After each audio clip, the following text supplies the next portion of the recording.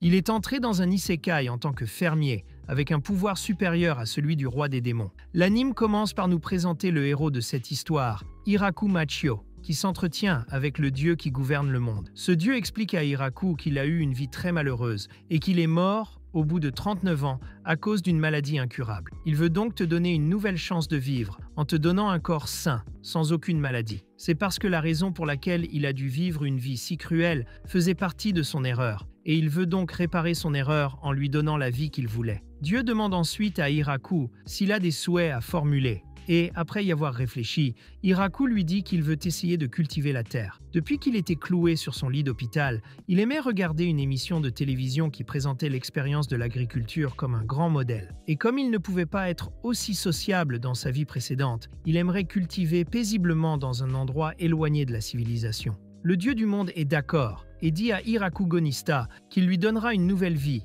et un corps sain. Et après avoir obtenu l'accord du dieu de l'agriculture, il lui accorde le pouvoir d'un outil agricole omnipotent. Sans rien expliquer de mal, il lui dit de profiter au maximum de sa seconde vie et le renvoie dans le monde. Hiraku se réveille alors dans un corps sain au milieu de la forêt, surpris de pouvoir bouger son corps après si longtemps. Très excité, il se dit qu'il va commencer sa seconde vie en cultivant dans ce monde. Mais il se rend compte qu'il est au milieu de la forêt et qu'il n'y a rien d'autre autour de lui que des arbres. Ne sachant pas par où commencer, il se souvient de l'outil agricole omnipotent dont il avait parlé aux dieux. Dès qu'il pense à cet outil, il apparaît comme par magie dans sa main. Lorsqu'il l'utilise, il se rend compte qu'il possède une sorte de pouvoir magique, car il peut couper la terre dure et les racines des arbres sans aucun problème. Il transforme tout en un sol parfait pour les cultures. Malgré tout, Hiraku se concentre sur la recherche de nourriture et d'eau, et passe son temps à chercher une rivière ou quelque chose à manger. Malheureusement, il ne trouve rien, mais plutôt un énorme arbre au milieu de la forêt. Comme il s'agit d'un excellent point de repère, il décide d'y installer sa base. Et comme il n'a pas trouvé de rivière ou d'étang à proximité, il décide de creuser un puits à l'aide de son outil agricole omnipotent. Heureusement, cet outil spécial prend la forme de tous les outils auxquels il peut penser, à l'exception des machines compliquées. Ainsi, avec une pelle, il réussit à terminer un puits en un rien de temps et découvre qu'il ne se sent pas du tout fatigué. Lorsqu'il trouve enfin de l'eau, il décide de chercher de la nourriture, mais se rend compte qu'il n'a pas faim. Il commence donc à construire une base adéquate à l'aide de son outil agricole omnipotent, ce qui lui facilite grandement la tâche. En peu de temps, il parvient à débarrasser les environs de l'énorme arbre, mais il ne trouve rien de comestible. Voyant un arbre sur son chemin, il décide de transformer son outil en hache, prévoyant de l'abattre avec précaution, puisqu'il se trouve sur le chemin de sa zone de culture. Bien qu'il ait prévu de couper l'arbre petit à petit avec sa hache, étonnamment, il le coupe d'un seul mouvement et sans aucun effort. Cela surprend Hiraku, qui se précipite pour voir l'arbre lourd tomber en quelques secondes. De toute évidence, cela est dû à l'habileté que le dieu lui a donnée, alors il ne perd pas de temps et commence à travailler le bois. Grâce à son outil, il peut couper le bois dur comme du beurre et se débarrasse bientôt de plusieurs arbres. Mais malgré le bois, Hiraku n'a aucune idée de la façon de construire une maison à partir de rien, sans clous ni adhésifs. Lorsque le soleil commence à se coucher, il panique car il n'a aucune source de lumière. Comme il ne peut pas utiliser d'outils pour créer quelque chose à allumer, il essaie de faire un feu. Mais comme il est déjà trop tard, il s'inquiète de la lumière, car il n'a pas de source d'éclairage. Incapable de dormir, il transforme son outil en ciseaux pour tailler des outils qui lui serviront à construire sa cabane. À l'aube, il parvient enfin à faire un feu et à défricher la zone pour pouvoir planter dans le champ. En effet, quel que soit le temps écoulé, l'Hirakugoniste ne se sent pas fatigué d'utiliser son outil. Cependant, il se rend compte qu'il commence à avoir faim et envisage de chercher de la nourriture. Mais avant qu'il ne puisse faire quoi que ce soit, un lapin sauvage lui saute dessus et il n'a d'autre choix que d'utiliser son outil pour se défendre. Sans l'avoir prévu, le lapin s'avère être son premier repas dans ce monde. Ayant enfin mangé, Hiraku construit des toilettes et commence à travailler la terre pour planter un champ, pensant à tout ce qu'il pourrait cultiver pour récolter. Le soir, il finit enfin de labourer tout son champ, mais se rend compte qu'il n'a toujours pas de graines à semer. N'ayant pas grand-chose à faire, il décide d'aller se coucher pour chercher des graines le lendemain. Mais à son réveil, il est surpris de voir que, grâce à l'outil agricole, plusieurs pousses de plantes sont en train de croître dans la terre qu'il a labourée. La prochaine chose à faire est donc de protéger son champ des lapins géants et d'autres monstres éventuels. Hiraku commence à construire une clôture autour de la zone, créant un grand fossé pour empêcher les lapins d'entrer. Pendant plusieurs jours de travail sur la clôture, il réussit à survivre en mangeant grâce aux lapins qui tentent à nouveau de l'attaquer. Pendant ce temps, les plantes poussaient de plus en plus vite, surtout lorsqu'il les arrosait avec l'outil spécial qu'Hiraku avait transformé en arrosoir. Après beaucoup de travail,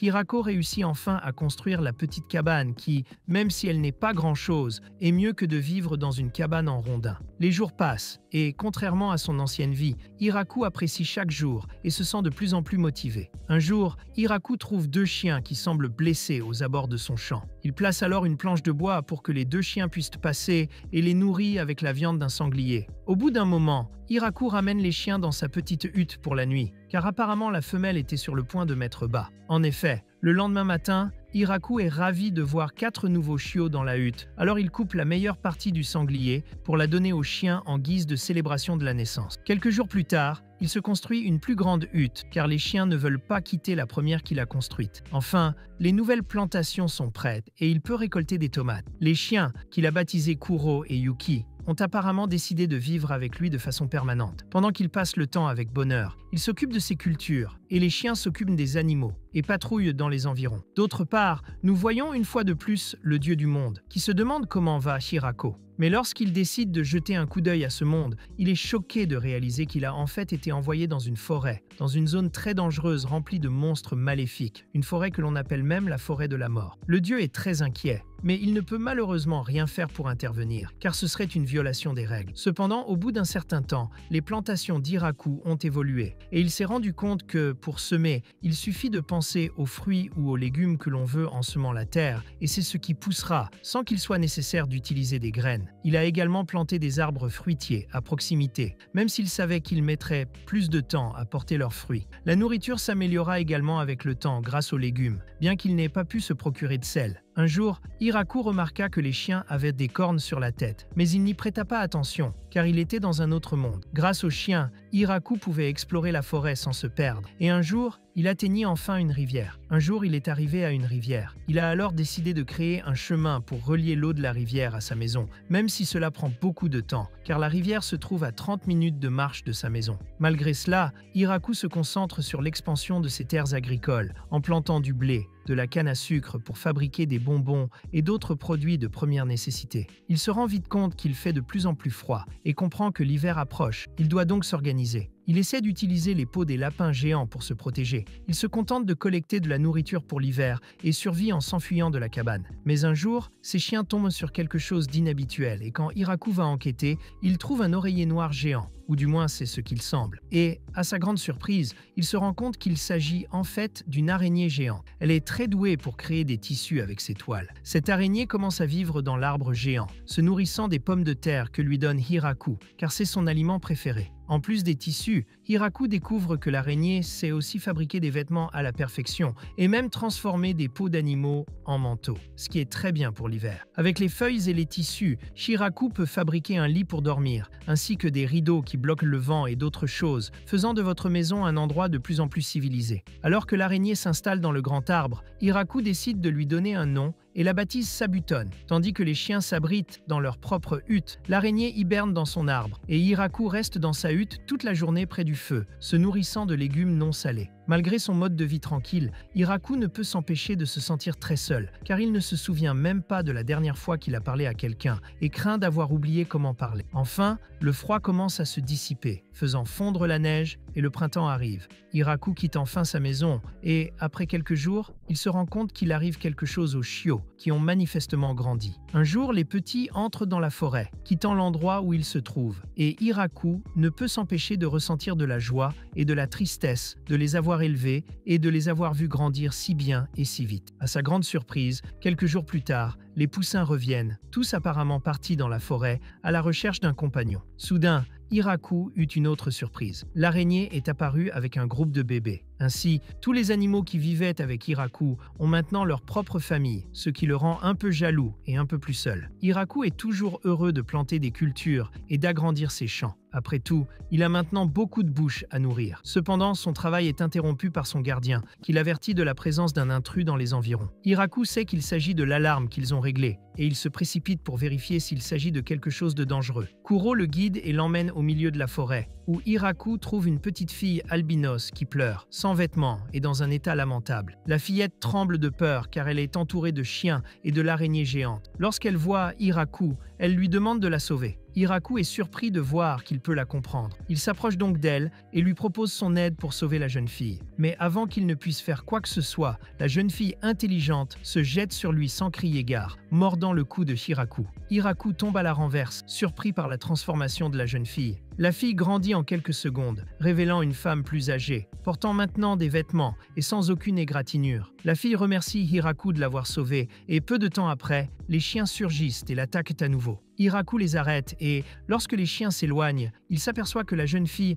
a retrouvé son corps d'enfant et qu'elle rapetisse à nouveau. Il en profite pour lui demander si elle est une ennemie ou si elle lui veut du mal. La femelle albinos répond par la négative et lui demande de faire reculer ses chiens. Il lui répond que c'est parce qu'elle l'a mordu, mais elle dit qu'elle n'a pas pu s'en empêcher. Hiraku se rend compte qu'elle a vraiment l'air inoffensif et comprend bientôt qu'elle a bu son sang pour reprendre des forces. En effet, elle a dépensé tellement d'énergie qu'elle n'a pas pu garder la forme de son corps ou de ses vêtements. Hiraku lui demande alors pourquoi les chiens l'ont attaquée et elle lui répond qu'elle pensait pouvoir affronter l'un d'entre eux. Donc oui, c'est elle qui a commencé. Cependant, Hiraku se sent mal à l'aise à cause des coups qu'elle a reçus. Alors il lui propose de boire un peu plus de son sang pour qu'elle puisse se remettre. La petite albinos commence alors à boire son sang, et bien qu'Hiraku se sente un peu faible parce qu'il lui donne une si grande quantité de son sang, il sent qu'il peut encore en donner beaucoup plus. Cela est probablement dû à l'avantage d'avoir un corps aussi sain. Le petit vampire grandit à nouveau et remarque qu'il n'a jamais goûté un sang aussi plein de vitalité. Il doit donc mener une vie très saine. Hiraku la regarde un instant et lui dit qu'elle est plus petite que la dernière fois qu'elle a été transformée. La jeune fille répond alors que si elle boit encore de son sang, il sera en danger. Mais Hiraku dit qu'il peut en boire autant qu'il veut. Lorsqu'il a terminé, la jeune fille reprend sa taille d'origine et accompagne Hiraku dans ses champs, surpris qu'il y ait une telle chose dans la forêt. Hiraku lui montre ses cultures et découvre qu'elle n'a jamais vu de tomates auparavant, ce qui signifie qu'elles ne sont pas normales dans ce monde. Malgré tout, il lui fait goûter une tomate et la jeune fille est ravie de son goût. Hiraku est très heureux car il est agréable d'entendre quelqu'un faire l'éloge de son travail pour la première fois. Rurushi est plus curieuse des autres cultures, alors Hiraku passe la journée à lui montrer les différents types de légumes qu'il a plantés et passe un agréable après-midi avec elle. Le soir, Hiraku en apprend davantage sur la jeune fille, notamment sur le fait qu'elle s'appelle Rurushi et qu'elle est un vampire capable d'utiliser la magie. Dans la hutte, Rurushi prend des notes sur tout ce qu'elle a appris, car elle fait des recherches sur les plantes médicinales et n'aurait jamais imaginé pouvoir apprendre autant de choses et d'espèces nouvelles en une seule journée. Elle raconte qu'elle a eu une petite dispute avec des nobles qui essayaient de lui voler ses recherches et qu'après cela, les nobles ont envoyé quelqu'un de très dangereux à sa poursuite. Alors elle a décidé qu'il valait mieux rester tranquille quelque part jusqu'à ce que les choses se calment. C'est pour cela qu'elle s'est rendue dans cette forêt et aussi parce que sa présence pouvait l'aider dans son enquête. Cependant, elle a découvert plus de choses qu'elle ne l'avait imaginé et elle n'a aucune idée du nombre de jours qu'il lui faudra pour inspecter tout ce qu'elle a vu dans les champs d'Hiraku. De plus, il a été presque anéanti au début. Alors l'endroit est vraiment à la hauteur de sa réputation sauvage. Hiraku lui demande ce qu'elle entend par réputation, ce qui trouble beaucoup Rurushi. Elle se demande s'il ne le sait pas vraiment, même après avoir vécu si longtemps là-bas et apprivoisé toutes ses bêtes. Mais Hiraku répond qu'il n'a aucune idée de ce dont il parle. Rurushi change de sujet et parle de l'outil d'Hiraku, car elle n'a jamais vu ce genre de magie auparavant. Mais Hiraku n'en dit pas plus, affirmant qu'il s'agit d'une sorte d'outil magique. La jeune fille commente avec enthousiasme que, bien qu'elle ait vécu si longtemps, elle a encore beaucoup à apprendre. Pendant ce temps, Hiraku est pensif, car la journée a été pleine de surprises, et il n'arrive pas à croire qu'il a rencontré Rurushi. Il se rend compte que la chance ne frappera peut-être plus à sa porte. Alors il trouve sa réponse et surprend la jeune fille en lui demandant de rester avec lui pour toujours, parce qu'il ne peut pas laisser passer cette occasion. Rurushi est embarrassé par cette demande soudaine et explique que des gens la poursuivent et qu'elle est un vampire. Mais Hiraku lui assure que rien de tout cela n'a d'importance pour lui. Il dit qu'il n'a jamais été doué pour les relations avec les autres et que c'est pour cela qu'il vit loin des gens, mais il ne sait pas encore combien d'années il pourra encore tenir. Finalement, Rurushi se calme et dit que c'était une demande en mariage très soudaine. Hiraku répond que sa vie dans la forêt est très solitaire et qu'il a donc pensé que ce serait une bonne idée qu'elle accepte de vivre avec lui. Rurushi lui demande s'il était sérieux lorsqu'il lui a demandé de rester avec lui pour toujours. Hiraku se rend compte de ce qu'il a demandé et rougit à son tour, ce qui agace légèrement Rurushi. Elle lui demande s'il n'était pas en train de lui demander de l'épouser. Hiraku devient nerveux et lui dit que c'est exactement ce qu'il veut. Alors il la supplie d'accepter. Rurushi le calme un peu, sourit et lui dit qu'elle accepte sa demande. Cela rend Hiraku très heureux et il ne peut s'empêcher de la serrer dans ses bras pour fêter l'événement. Hiraku et Rurushi commencent donc à vivre dans la hutte et à travailler ensemble dans les champs. Au bout d'un certain temps, Rurushi parvient à aider Hiraku de diverses manières. Par exemple, en installant des sources de lumière grâce à la magie. Il vous aide également à trouver du sel après tant de temps, ce qui rend la nourriture bien meilleure. Un jour, alors qu'ils observent tous deux le retour des arbres fruitiers, Sabuton sonne à nouveau l'alarme. Sabuton donne à nouveau l'alerte. Et lorsqu'ils vont enquêter,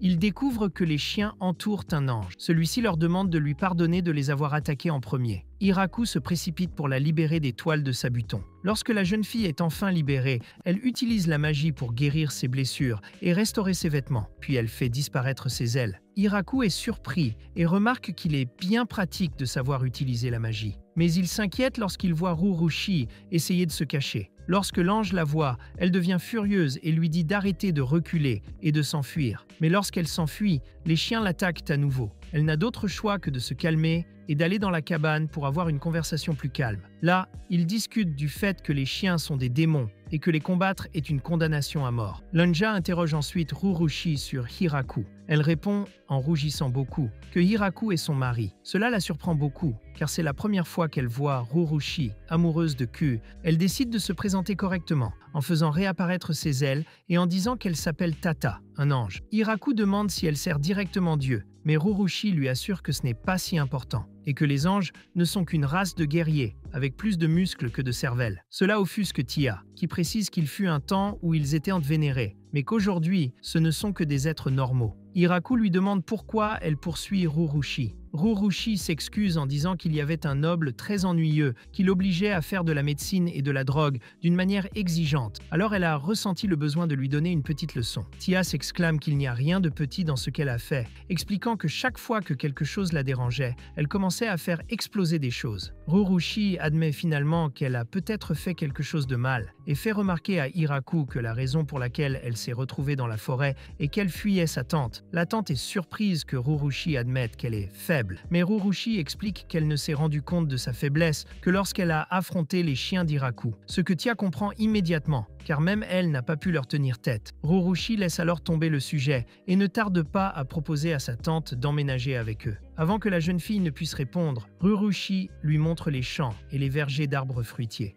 Elle lui présente également Sabuton, mais lorsqu'elle voit l'énorme araignée, Tia s'évanouit de peur. Tia s'évanouit de peur et a la même réaction lorsqu'on lui présente les chiens. Le reste de la journée, elle aide Hiraku et Rurushi à faire les récoltes, et Rurushi goûte des feuilles de choux fraîches, dont le goût l'enchante également. L'après-midi, ils ont fini de récolter de nombreux légumes, et Tia était complètement épuisée. Le soir, ils ont goûté des fraises pour la première fois, et cette fois-ci, ils ont été encore plus satisfaits. Cela suffit à la convaincre que l'agriculture est beaucoup plus satisfaisante qu'elle ne le pensait. Rurushi lui annonce alors qu'il a été décidé qu'elle vivrait avec eux. Tata commence donc à vivre avec eux, aidant aux plantations et même à la construction, créant des balises de pierre pour soulever les matériaux lourds. Un jour, Tia demande à Hiraku s'ils peuvent faire pousser beaucoup plus de fraises. Hermas Hiraku explique que même s'ils agrandissent les champs, ils ne pourront pas faire face à toutes les récoltes, car ils travaillent au maximum de leur capacité. De plus, s'ils cultivent trop, ils risquent de ne pas pouvoir manger tout ce qu'ils auront récolté. En marchant, ils découvrent d'autres chiots, car les enfants de Kuro et de Yuki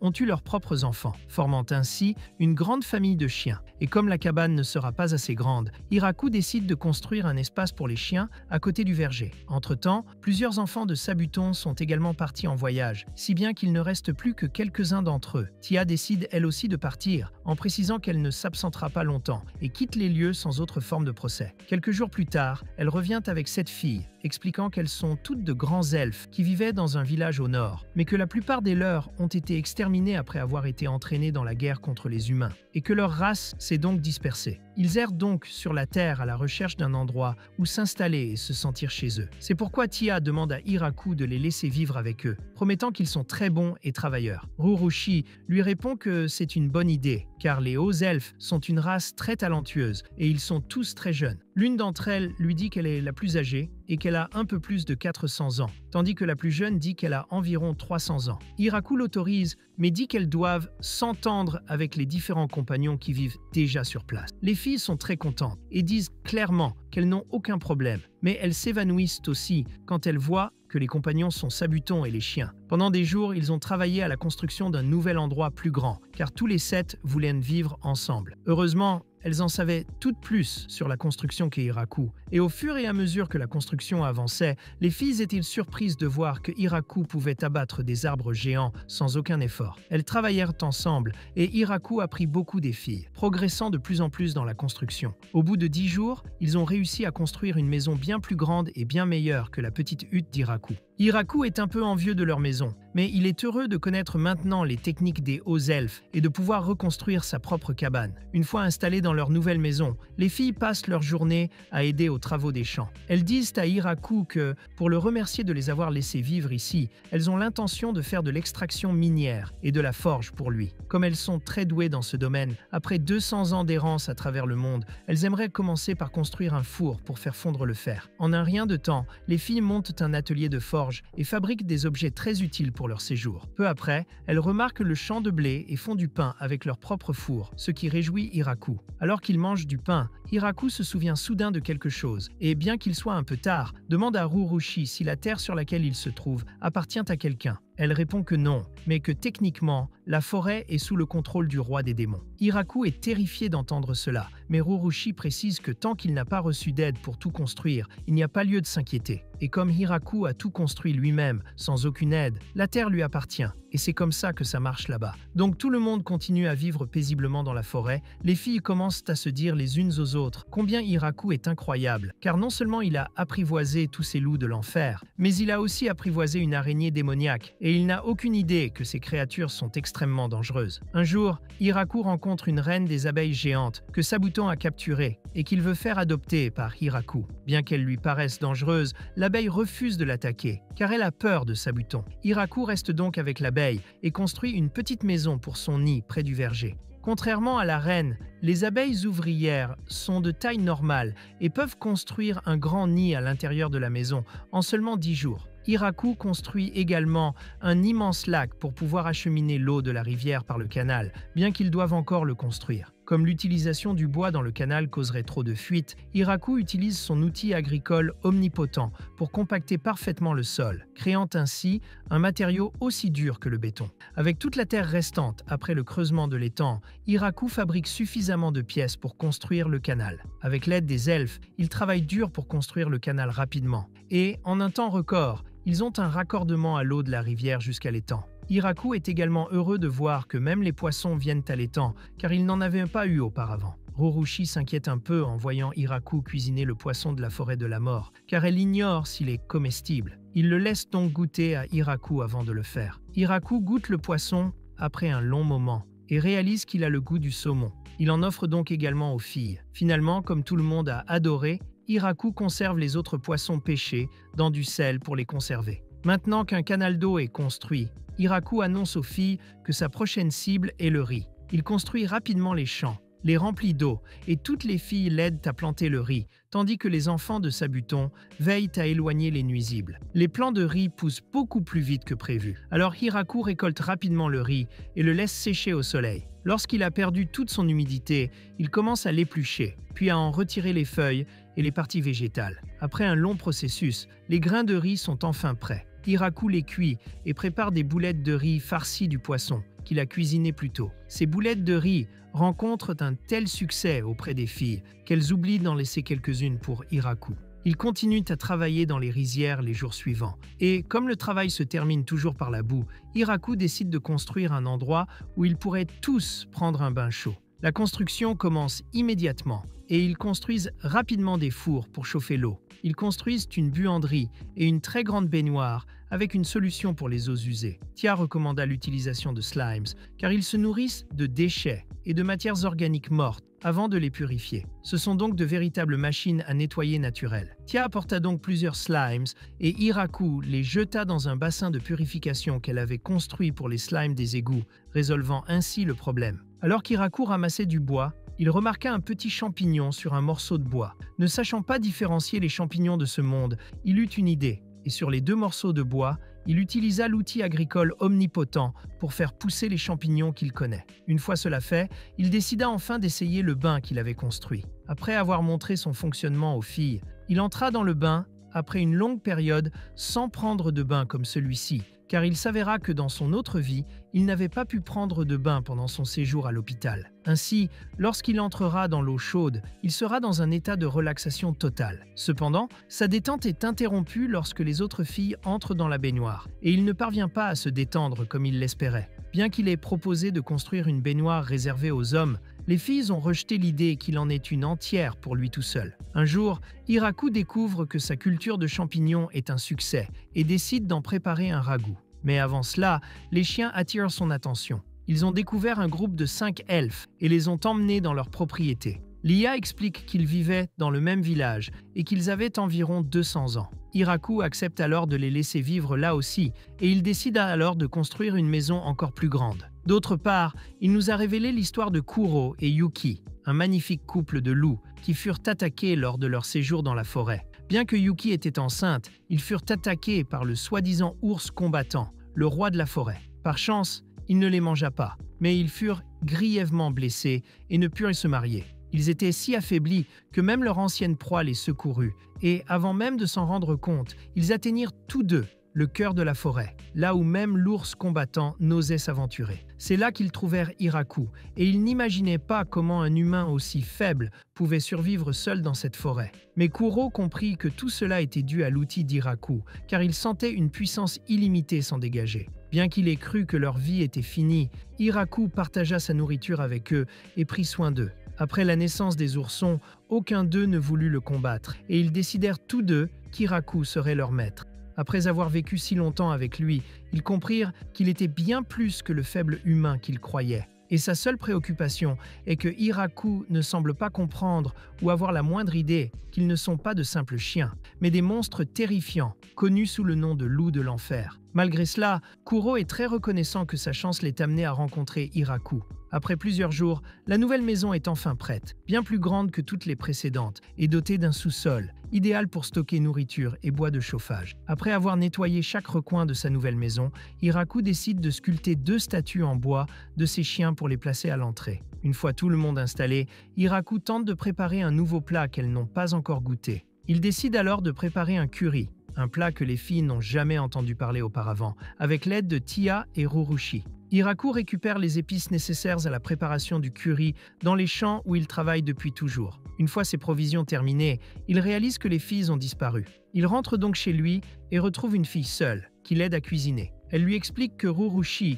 et les autres filles sont occupées par une enquête. Pendant qu'elle cuisine, l'arôme des plats attire les autres filles, et même les chiens qui les regardaient. Le soir, les filles reviennent, et le curry est enfin prêt. Tout le monde se réunit pour manger. Et comme prévu, tout le monde a tellement apprécié qu'une fois de plus, ils ont tout mangé et n'ont rien laissé derrière eux. Le lendemain, tout le monde commence à se préparer pour l'hiver qui approche, car ils passeront la plupart de leur temps à l'intérieur. Hiraku s'assure donc de stocker suffisamment de bois de chauffage au sous-sol et demande à l'araignée des couvertures supplémentaires à l'avance. Pendant que les elfes travaillent à la forge et sur d'autres projets, Tia et Rurushi s'occupent de conserver de la nourriture pour l'hiver. Comme les chiens ne chassent pas très bien en hiver, elle veut stocker autant de viande que possible. Hiraku crée également un dépôt de neige pour conserver les légumes pour l'hiver. Quand Hiraku voit les filles utiliser la magie pour travailler, il se demande combien il serait utile de pouvoir l'utiliser, même si lui seul ne peut pas le faire. Le soir, il discute avec Rurushi, qui lui explique qu'il ne peut utiliser la magie sans l'avoir étudiée. Hiraku admet avoir vu la magie utilisée si facilement qu'il pensait pouvoir le faire aussi, mais malgré tous ses efforts, il n'a jamais réussi. Cependant, Hiraku exprime sa joie de bénéficier de leur aide, car elles sont formidables, et il ne fait que jardiner et cuisiner. En entendant cela, Rurushi le réconforte en lui disant qu'il est vraiment le plus incroyable d'entre eux, car personne n'aurait pu vivre dans cette forêt aussi longtemps que lui, ce qui fait de lui le premier et le seul à l'avoir fait. Lorsque l'hiver arrive, Hiraku sculpte du bois pour fabriquer des jeux de société, car ils ont besoin de se divertir pendant qu'ils restent à l'intérieur. Après avoir expliqué les règles de divers jeux, la plupart des filles commencent à jouer, révélant leur esprit de compétition. Même Kuro donne un coup de main et joue sa propre partie d'échecs contre Yuki. Hiraku est surpris que les chiens comprennent les règles de chacun et, bien qu'il trouve cela mignon au premier abord, il perçoit une énergie effrayante émanant d'eux. Même Rurushi tente de jouer contre les chiens, mais finit par subir une cuisante défaite. Hiraku joue également contre les filles et tente de se venger de Rurushi, mais tout comme elle, il finit par être complètement vaincu. Il décide alors de jouer à un autre mini-jeu qu'il avait lui-même créé, mais même à ce jeu, les filles le battent. Ils passent donc l'hiver ensemble dans un environnement très chaud et jouent toute la journée. Les jours passent plus vite que prévu, car bientôt la neige fond et le printemps revient. Lorsque le temps se réchauffe, Hiraku quitte la maison pour donner des pommes de terre à sa butonne. Mais avant qu'ils puissent agir, ils entendent l'alarme et, grâce au nombre de coups, les Hiraku peuvent localiser l'intrus. Ils regardent alors dans cette direction et voient une énorme créature approcher à toute vitesse. Hiraku demande s'il s'agit d'un dragon, mais Tia clarifie, craignant qu'il s'agisse d'un Largatixa volant. La bête se prépare à attaquer. Alors Tante et Rurushi créent une défense magique. Tous deux parviennent à créer une immense barrière qui protège tout l'endroit, y compris le grand arbre. Malgré cela, plusieurs débris non brûlés tombent près des champs, ce qui oblige les elfes à éteindre l'incendie. Tia demande s'ils doivent attaquer, mais Rurushi admet qu'elle n'est pas sûre qu'ils puissent franchir la barrière du Largatixa volant et qu'ils ne peuvent pas non plus s'échapper, car la bête les suivra. Hiraku désespère, ne sachant que faire, et les filles aussi, tandis que le dragon menaçant avance vers elle. Ignorant tout le monde, Hiraku se dit que le plus important est de protéger tout le monde. En y réfléchissant, il transforme, à sa grande surprise, son outil agricole en une puissante lance. Même s'il ne comprend pas tout, Hiraku ne perd pas de temps et décide d'utiliser la lance contre le dragon volant. La bête crée 3 barrières protectrices contre l'attaque, mais la lance d'Hiraku parvient à traverser l'une des ailes du dragon. La lance revient dans la main d'Hiraku qui, sans hésiter, la lance à nouveau avec une force incroyable, et cette fois, elle transperce la poitrine du dragon, le projetant dans la forêt. Une fois l'opération terminée, les filles restèrent bouche bée et sous le choc. Bien que le champ de culture ait subi quelques dégâts, tous les bâtiments étaient intacts. Elles décidèrent donc d'aller voir le cadavre du dragon dans la forêt. En le rencontrant, Hiraku lui demande s'il existe beaucoup de bêtes comme celle-ci dans les environs. Et Rurushi répond que oui, mais seulement dans les endroits où ils vivent, et qu'il est très rare d'en trouver une aussi grosse dans la forêt. Très sérieusement, Hiraku demande alors s'il est possible que quelqu'un ait envoyé ce tisserand spécialement pour les attaquer. Mais sa tante lui dit que c'est peu probable, car même si le dragon était sous les ordres de quelqu'un, celui-ci n'enverrait pas une créature aussi rare et précieuse juste pour vérifier quelque chose dans la forêt. Il est donc plus probable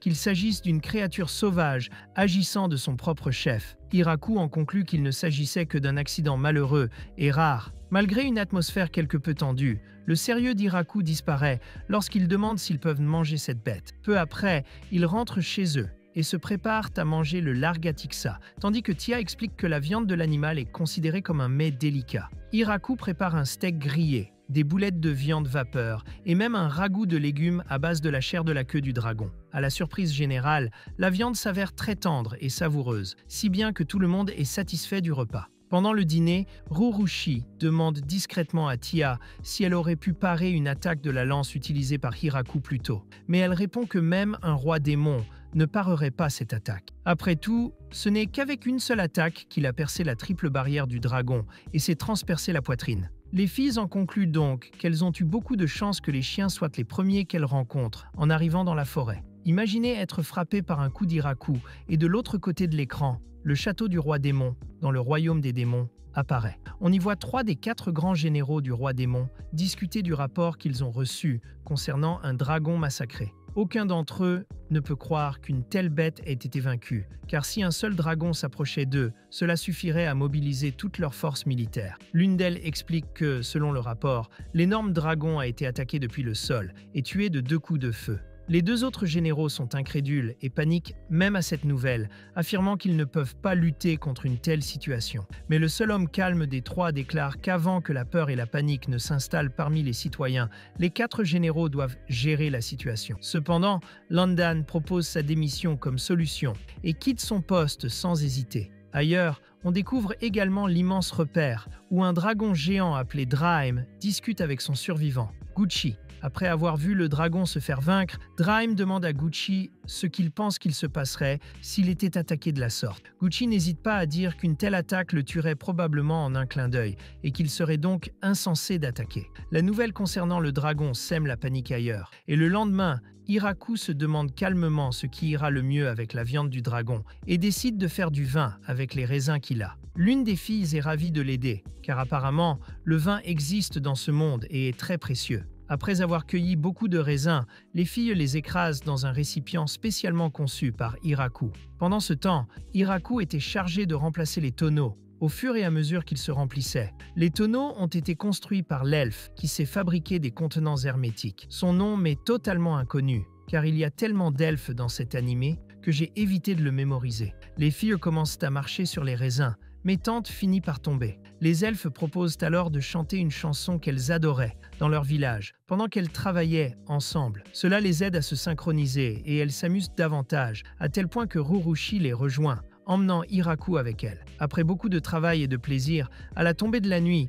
elles terminent enfin avec 16 tonneaux au total. Pendant ce temps, le dieu du monde les observe et montre à la déesse de l'agriculture à quel point Hiraku s'amuse et lui demande de lui pardonner. Cependant, la déesse de l'agriculture est furieuse et refuse de pardonner au dieu, car il a puni par erreur l'âme d'un humain innocent et a tenté de la sauver en la cachant dans une forêt dangereuse pour faire comme si de rien n'était. Il lui a également donné une réplique de la lance sacrée de l'agriculture. Le dieu tente de s'excuser en affirmant que, pour le moment, il ne l'utilise que comme un outil agricole. Mais la déesse s'exclame qu'elle ne lui a jamais dit qu'elle donnerait cela à un humain. Plus furieuse qu'avant, elle dit au dieu que cette lance devrait annuler toute la magie et les capacités d'Hiraku et drainer toute sa vitalité par son utilisation. Malgré cela, le dieu affirme qu'Hiraku va bien, grâce à ses capacités de récupération ultra rapides et à son corps sain qu'il lui a donné. Malgré cela, la déesse s'exclame auprès du dieu qu'en guise de punition, il devra rester assis à un endroit fixe pendant 300 ans. De retour chez l'Hirakugoniste, après que le sabuton ait sonné l'alarme, il rencontre une petite vampire dans la forêt. Rurushi est surpris de la voir et la reconnaît comme sa sœur. Peu après, elle est ramenée chez elle et explique qu'après avoir appris que le tristement célèbre ange tueur poursuivait Rurushi, elle a décidé de la suivre. Mais Hiraku lui dit qu'Anja avait déjà rencontré Rurushi avant elle et qu'elle pourrait se détendre et rester avec elle un moment. Flora le regarde et commente qu'elle a du mal à croire qu'il soit le mari de sa sœur, car quelque chose cloche. Mais lorsqu'elle sent le regard froid de sa sœur sur elle, Flora panique et se rétracte. Rurushi lui fait comprendre que Hiraku est le maître des lieux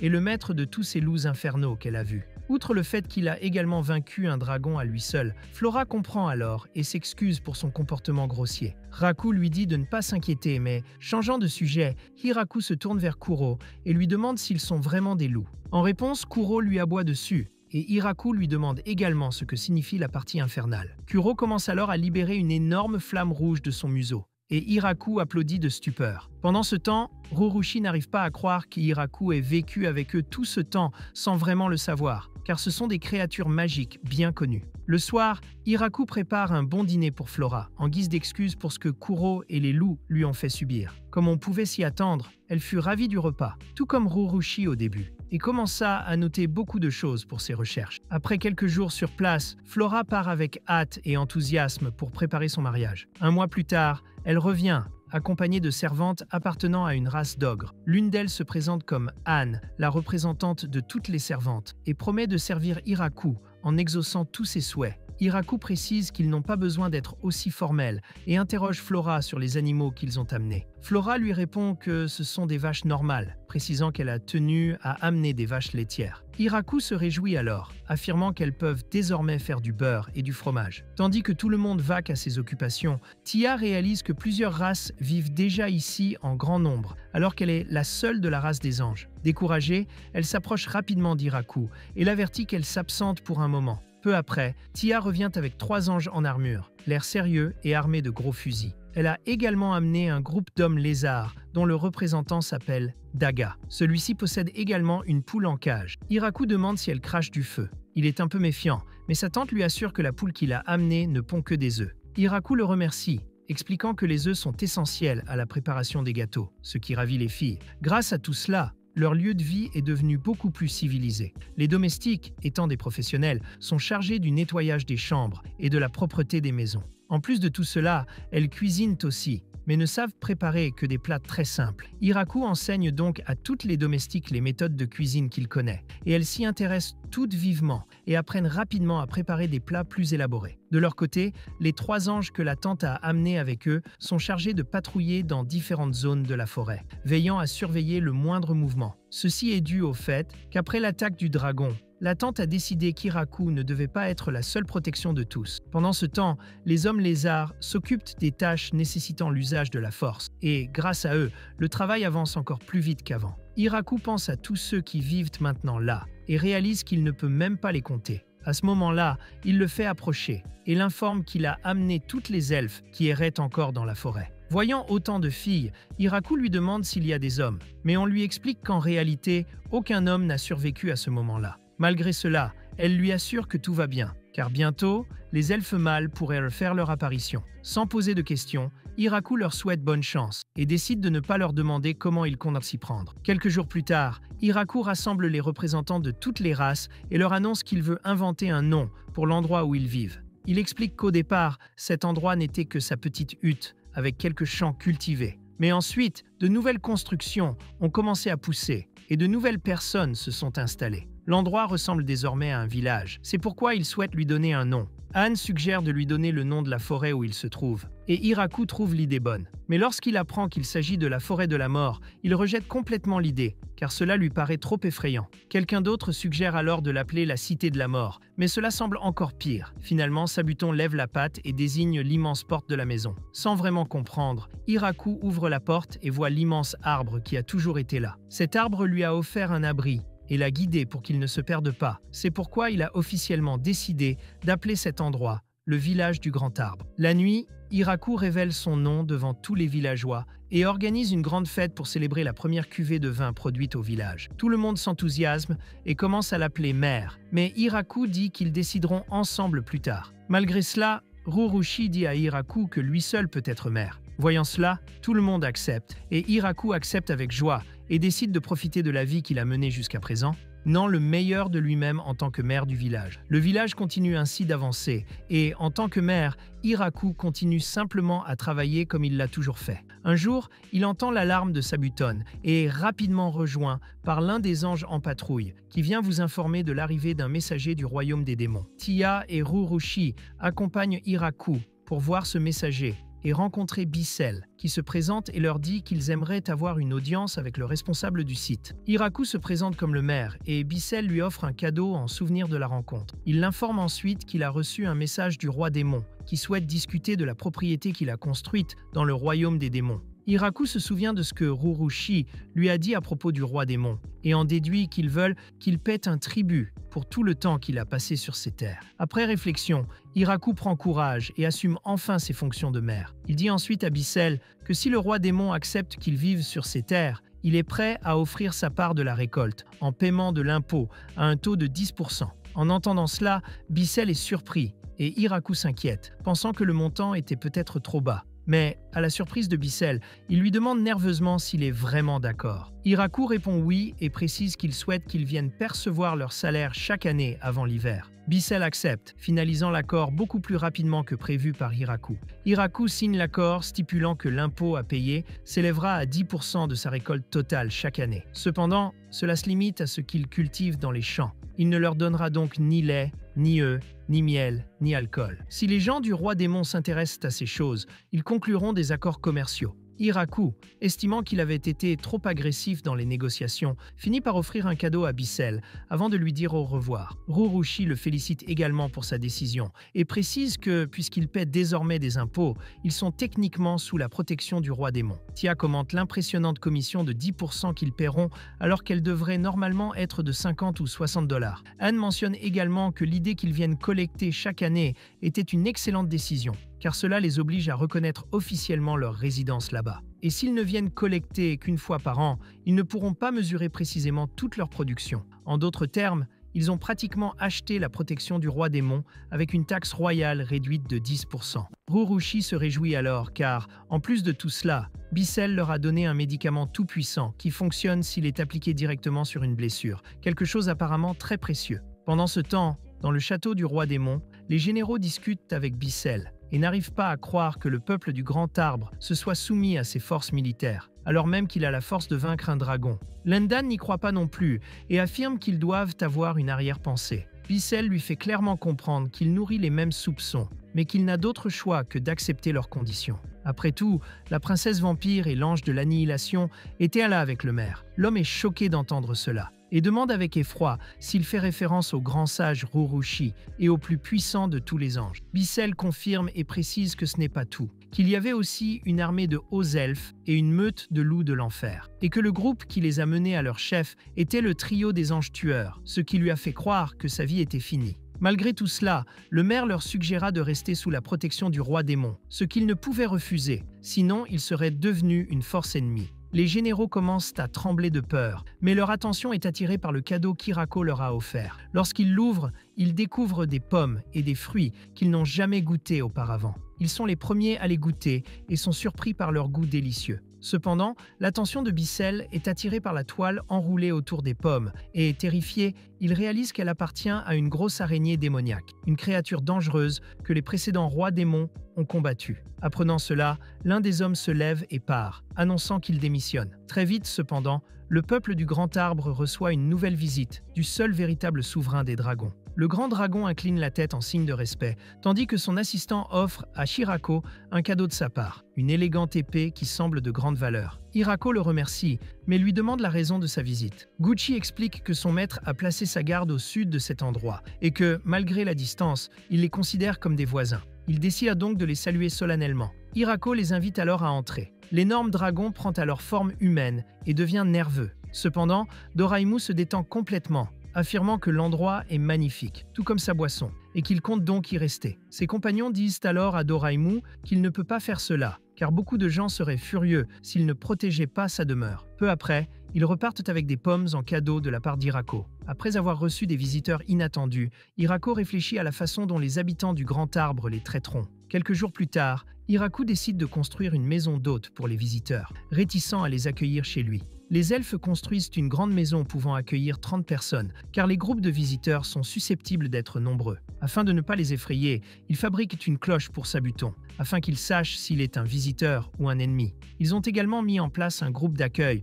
composé de plusieurs personnes pour surveiller les visiteurs, au cas où un ennemi s'infiltrerait en se faisant passer pour un visiteur. Pendant ce temps, Flora sera chargée de surveiller les visiteurs qui restent jusqu'à la tombée de la nuit, car c'est une vampire, et elle n'a aucun problème à rester sans sommeil pendant plusieurs jours. Tous les préparatifs se mettent en place plus tôt que prévu, car peu après, ils reçoivent la visite d'un groupe d'hommes bêtes. L'un d'eux fait clairement savoir qu'il souhaite nouer des relations avec les habitants du Grand Arbre. Après les avoir reçus comme il se doit, ils écoutent ce qu'ils ont à dire. Le groupe explique que leur village connaît des difficultés ces derniers temps et que leurs échanges commerciaux sont devenus instables. C'est pourquoi ils cherchent un nouveau partenaire commercial et s'y sont rendus après avoir entendu parler d'un village ayant conclu un partenariat avec le roi démon. Le lendemain, Gulf parle à Hiraku et lui annonce qu'ils ont des produits fabriqués à partir du minerai extrait dans leur village. Ces produits comprennent des peintures, de l'argenterie, de la verrerie et d'autres objets qu'ils aimeraient échanger contre de la nourriture. En voyant tout ce qu'il lui offre, Hiraku s'enthousiasme et déclare qu'il veut tout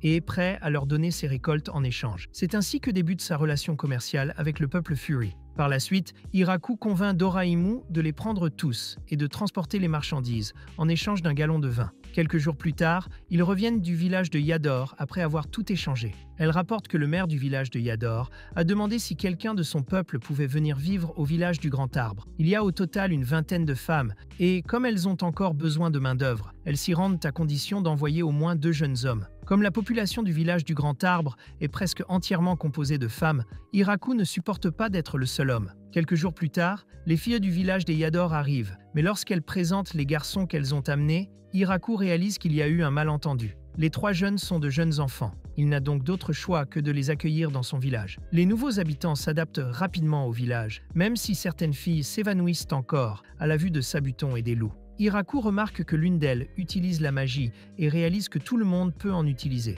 y compris les loups et Sabuton. Il commente à nouveau qu'il est le seul à ne pas y parvenir, mais Senna, l'une des nouvelles filles, tente de le réconforter en lui disant que les garçons non plus ne savent pas utiliser la magie, car ils n'ont pas encore appris. Hiraku se dit que même eux le surpasseront bientôt, mais il se concentre toujours sur ce qu'il peut faire. Soudain, le bruit d'une explosion et une secousse le distrait, et peu après, Gran Maria apparaît et l'informe qu'un ours et une vipère sanglante se battent dans la partie nord de la forêt. Le sol tremble de plus en plus, ce qui inquiète Gran Maria. S'il continue ainsi, il pourrait affecter la ville et il serait très dangereux de s'impliquer sans plan. Hiraku réfléchit calmement et, après quelques secondes, demande à Gran Maria si les créatures qu'ils combattent sont comestibles. L'ange répond oui, et malgré le danger apparent, il dit simplement qu'il a toujours voulu connaître le goût de la viande d'ours. À son arrivée, il trouve un serpent géant combattant l'énorme ours roi de la forêt. La Gran Maria suggère qu'il cherche de l'aide immédiatement, mais Hiraku lui dit qu'ils peuvent les abattre rapidement. L'ange obéit et Hiraku terrasse facilement les bêtes avec sa lance. Apercevant le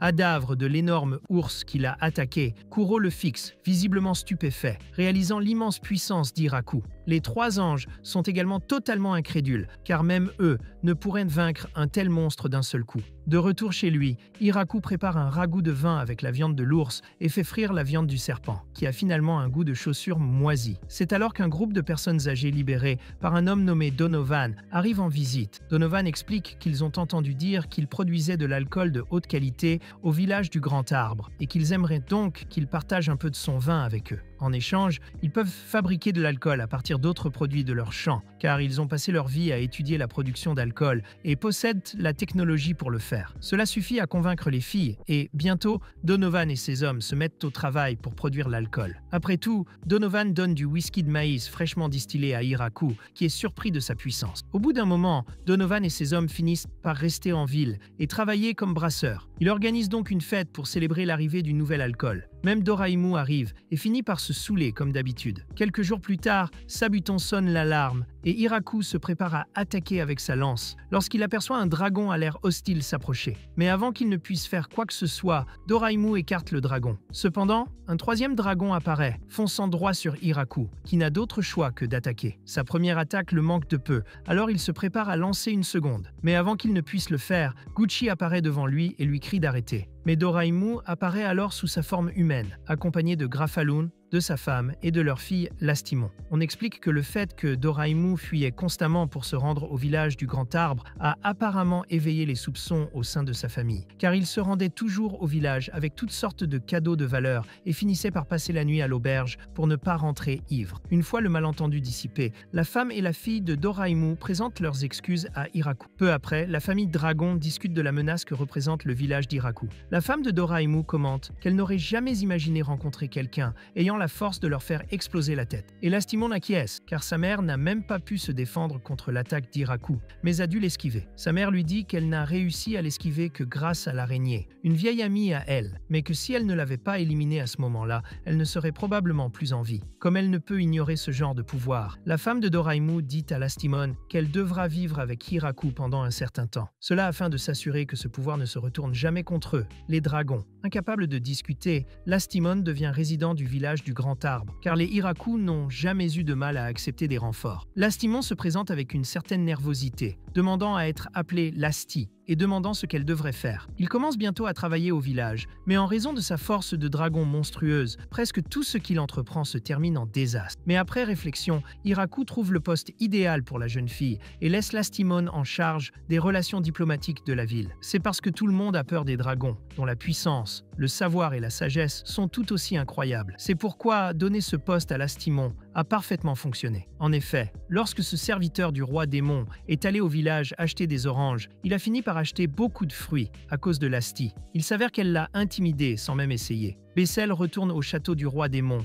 et informe les autres généraux que le village du Grand Arbre abrite désormais des dragons. Face à la puissance militaire croissante du village, ils doivent les surveiller de près, en veillant à ne pas être découverts, sous peine de considérer cela comme une agression. Bessel élabore un plan et décide peu après de laisser sa fille, Frorem, vivre au village afin d'enquêter sur les intentions des habitants du Grand Arbre de conquérir le monde. Bien que confiante que ce ne soit pas un problème majeur, la jeune fille réalise rapidement l'immense puissance militaire du village et abandonne toute confiance.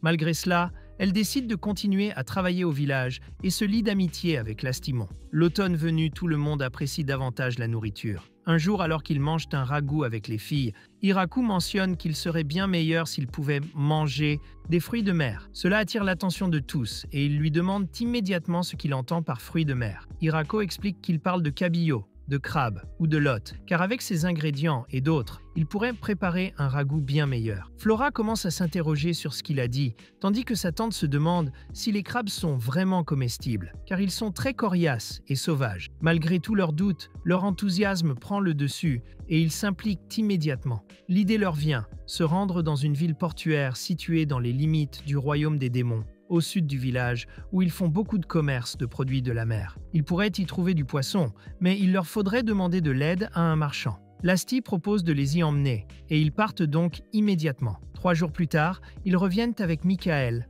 le président de l'entreprise Goron. Après s'être présenté à Hirako, il lui montre tous les produits de la mer qu'il a rapportés de la ville. Michael est très direct lors de sa visite et explique clairement que son objectif est de leur proposer davantage d'opportunités de consommation et de commerce. De plus, il propose de devenir le fournisseur officiel du gouvernement auprès des habitants des Grands Arbres. Il souhaite ainsi gérer tous les échanges commerciaux entre eux et le monde extérieur, car il peut tirer beaucoup plus de profit de l'échange de leurs précieux produits. Tia et Lucy se chargent d'examiner la liste des produits vendus par l'entreprise de Michael. Après avoir discuté de plusieurs points importants, Michael retourne dans sa ville natale, où Lasti le conduit. Rako remarque que Michael semble être un négociateur habile et que sa présence sera donc d'une grande aide pour mener leurs négociations, surtout s'ils en tirent un profit plus important. Bien qu'il semble être un marchand plus habile et plus calme, lorsqu'il s'éloigne suffisamment du village, Michael révèle toute la peur qu'il cachait. Il est très heureux d'avoir survécu et d'avoir réussi à conclure son marché avec ce groupe effrayant. Il repart heureux, car c'était la meilleure affaire de sa vie. Après tout cela, Hiraku et les filles goûtent enfin de vrais fruits de mer qui s'avèrent excellents. Quelque temps plus tard, pour la 3e fois, un dragon attaque le village et l'escadron des 3 anges est incapable de l'arrêter. Hiraku observe alors attentivement le dragon, se demandant s'il pourrait avoir un lien de parenté avec Doraimu. Mais le dragon reste immobile quelques secondes, fixe Hiraku, puis lance une traînée de feu dans la forêt, démontrant sa puissance et le défiant presque. Hiraku utilise alors sa lance et, en quelques secondes, renverse le dragon, le faisant tomber dans la forêt. En allant enquêter, il tombe sur une jeune fille qui s'avoue vaincue et se rend nonchalamment. Hiraku demande pourquoi elle a incendié la forêt, mais la jeune fille ne trouve aucune excuse. Cependant, Doraimu semble inquiet et s'excuse auprès d'Hiraku, expliquant qu'elle est Hakurein, sa sœur aînée. Hakurein dit que tout est de la faute de Doraimu, car elle lui a dit qu'un jour elle donnerait à Lasti, la femme du maire du village, qui se trouve dans le grand arbre. Elle a donc décidé de les attaquer, voulant voir par elle-même quel genre de personne Lasti épouserait. Doraimu s'exclame qu'il a probablement dit quelque chose comme ça, mais seulement ivre, ce qui ne surprend pas Hiraku. Hiraku lui demande si elle ne peut pas lui rendre visite normalement, mais Hakurein répond qu'elle voulait jouer un peu avec lui, car tout le monde parle de sa force. Il voulait aussi évacuer un peu sa frustration,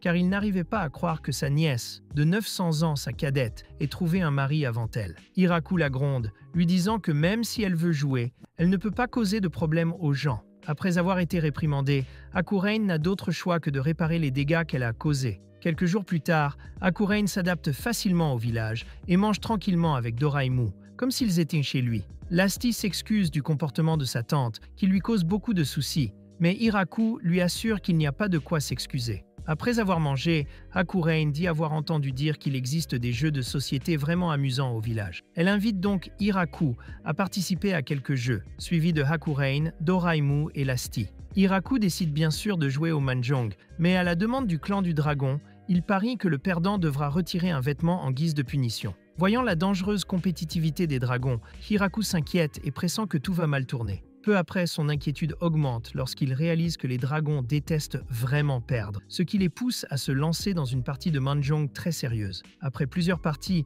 l'écrat inté d'Hiraku se confirme. Il est le seul à ne conserver qu'un seul vêtement. Malheureusement, il perd la dernière partie et est contraint de se déshabiller. Pendant ce temps, au château du roi démon, les généraux s'inquiètent également, car ils ont appris que l'ancien dragon Hakurein a été aperçu dans le village du Grand Arbre. Ils disposent donc désormais de suffisamment de pouvoir pour conquérir un pays. On demande au roi s'il reste là sans rien faire, mais le roi démon Galgardo ne s'intéresse pas du tout au sujet et fait remarquer à Bissell que sa fille est de mauvaise humeur ces derniers temps, car elle ne lui a rien dit de la journée, à part un bonjour. Il craint donc qu'elle ne soit en pleine rébellion. L'un de ses généraux tente de revenir au sujet et l'avertit qu'il doit se concentrer sur la préparation de ses forces militaires sans délai. Mais lorsqu'il tente de parler à Landan, on découvre qu'il a pris la fuite, ne laissant derrière lui que sa lettre de démission à moitié écrite. D'un autre côté, après avoir attaqué le village de Grand Arbre, Akurain décide de rester et, comme elle est douée, elle devient institutrice au village, enseignant la lecture, l'écriture et les mathématiques. Un jour, des femmes Lamia visitent le village,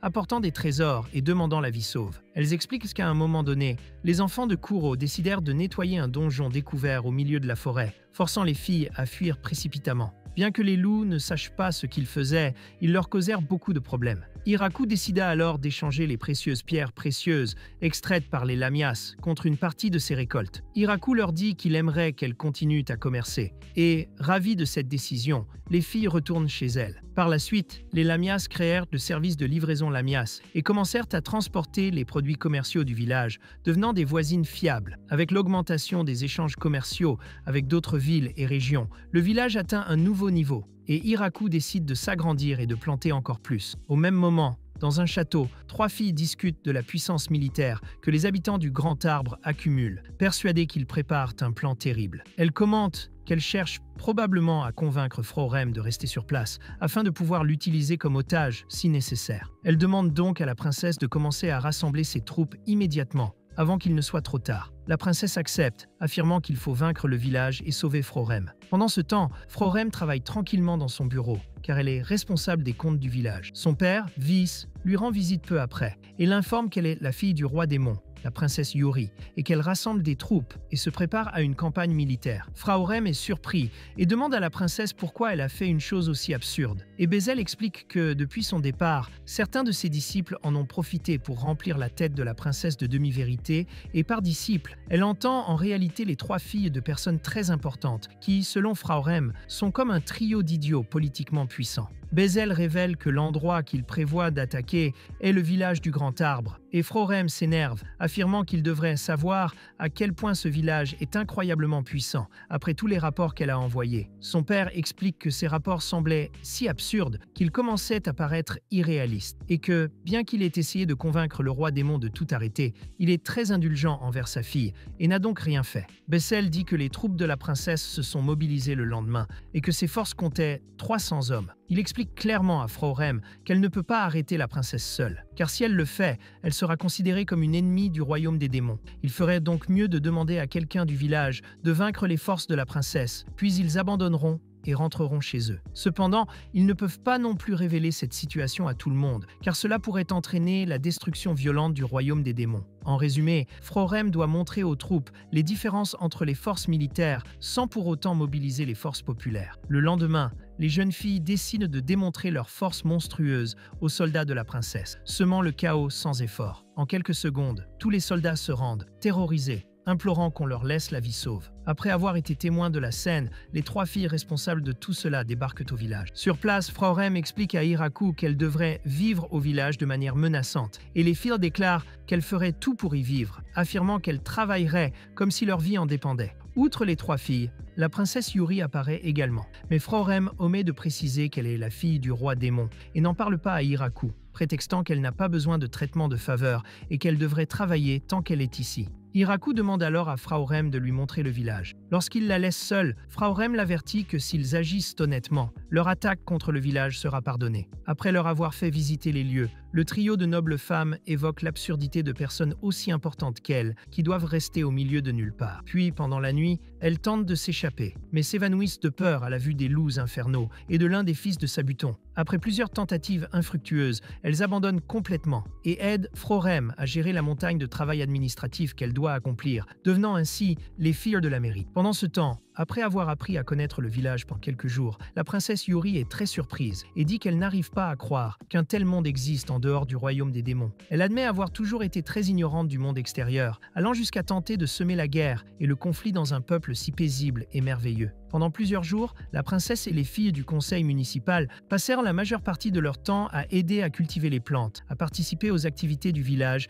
et à socialiser avec les enfants et les villageois. Après un certain temps, la princesse Yuri finit par partir, affirmant avoir beaucoup appris pendant son séjour et en être très reconnaissante. De leur côté, les filles du conseil municipal restèrent à la traîne. Après tout ce temps, elles étaient ravies de la nourriture du village et des autres avantages. Elles décidèrent donc de rester, prétextant qu'elles avaient encore beaucoup à apprendre et à travailler. Après le départ de Yuri, l'heure des récoltes d'avant-hiver arriva enfin. Et du coup, elles en récoltèrent tellement que les légumes ne rentrèrent même pas dans l'entrepôt. De ce fait, Lasti demanda si elle pouvait apporter des récoltes à son père, ce qu'Hiraku accepta sans problème. Hakuren demande alors si elle peut également apporter des récoltes à son père, mais par pure curiosité, il lui demande qui sont ses parents. Ils découvrent alors que les parents d'Hakuren sont des dragons redoutables qui vivent séparément au nord et au sud. Connus pour être les dragons empereurs du nord et du sud, Hakuren part apporter les récoltes à ses parents, tandis que Lasti les apporte à ses parents. Ensuite, Lasti se rend en ville pour y déposer les récoltes qui y seront envoyées. Sur place, elle reçoit une demande d'extermination d'un monstre qui attaque les forêts marchandes. Le monstre s'avère être un poisson dont Hiraku avait parlé plus tôt. Lasti, enthousiaste, triomphe du monstre avec facilité, puis apporte à Hiraku un peu de viande de la créature qu'il avait reçue en remerciement pour avoir vaincu le monstre. D'un autre côté, à son retour, Hakuren amène avec elle un groupe d'elfes des montagnes qui souhaitaient s'installer dans ce village. Le chef du groupe explique qu'ils vivent habituellement dans les montagnes,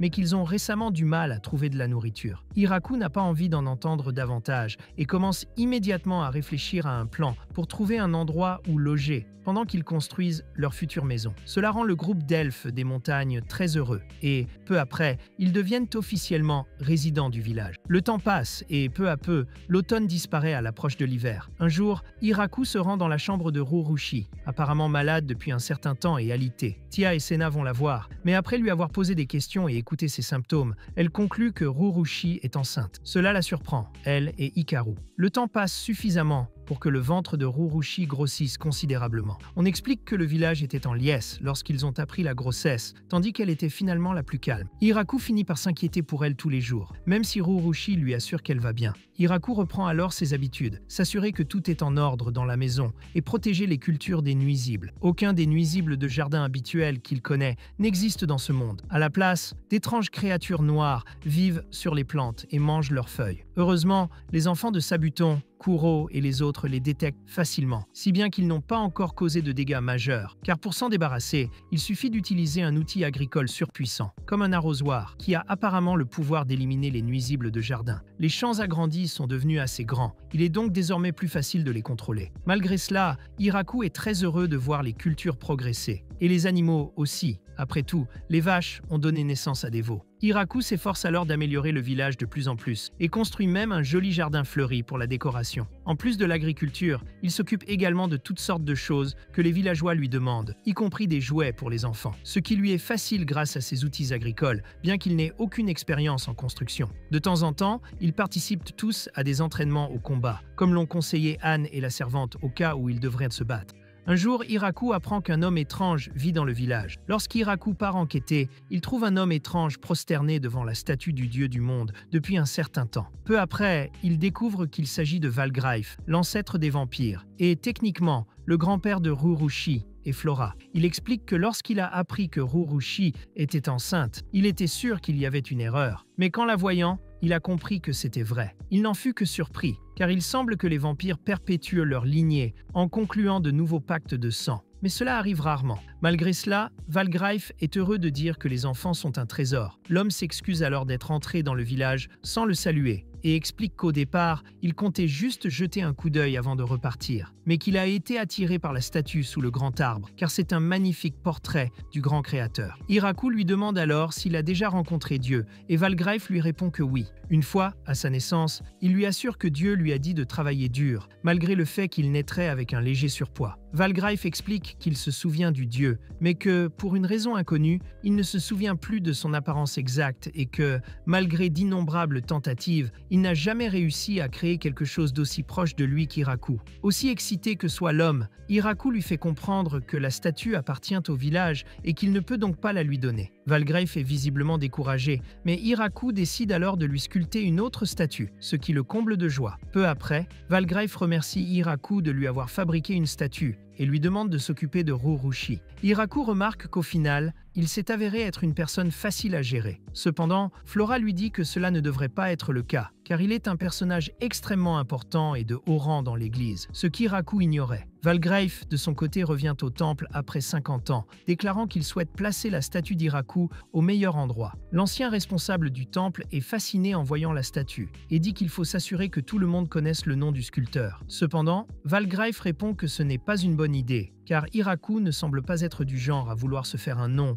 en créant des statues, et il ne veut rien faire qui puisse perturber sa vie paisible. Malgré cela, il s'assure qu'ils peuvent le soutenir en silence. Alors il ordonne à l'aîné de dire à tous les autres temples de respecter les gens du Grand Arbre. Quelque temps plus tard, Valgreif envoie à Hiraku un piano de luxe, mais celui-ci refuse de l'accepter en paiement de la statue. Valgreif explique alors que c'est un cadeau pour célébrer la grossesse de Rurushi. Le piano est placé dans la salle à manger de la salle des fêtes, et peu après, on en apporte un autre pour s'entraîner, à la demande des filles du conseil municipal qui n'osaient pas jouer sur le piano plus élégant par peur. Les pianos ont eu beaucoup de succès, car tout le monde voulait jouer, même si les seuls qui savaient bien jouer étaient Frau Rem et les filles du royaume des démons. Malgré cela, tout le monde a pris soin de s'entraîner et ils se sont améliorés. L'anime se termine sur une note de satisfaction générale, y compris Hiraku et Rurushi. Si vous êtes arrivé jusqu'à la fin de cette vidéo, n'hésitez pas à commenter l'anime dont vous aimeriez voir le résumé. Je doute que vous puissiez commenter le nom d'un animé que je n'ai pas encore regardé.